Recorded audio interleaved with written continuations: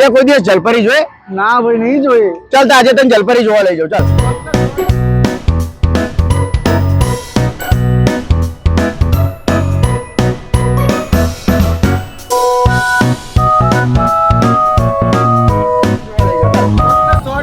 Ticket છે એક person માટે.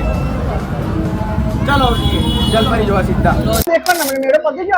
અલા તને ક્યાં ખબર છે અહીંયા આગળ સૌથી અલગ અને રંગબેરંગી માછલીઓ જે છે અહીંયા આગળ તને જોવા મળી જશે અને અલગ અલગ પ્રકારની માછલીઓ, એવું નહીં કે એક માછલી.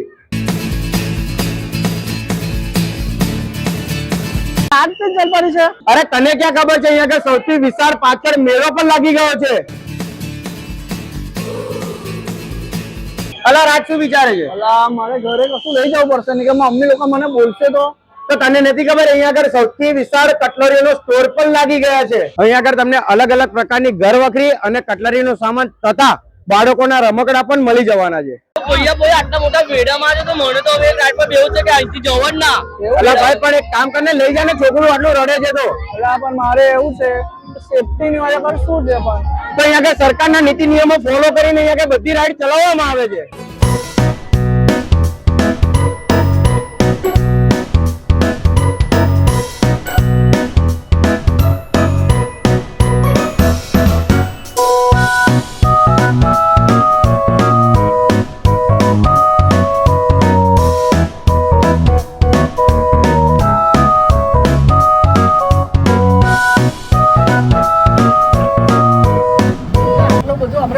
જલપરી ફરી બધું ફર્યા પણ આ બધું કોના અંદર આવે છે?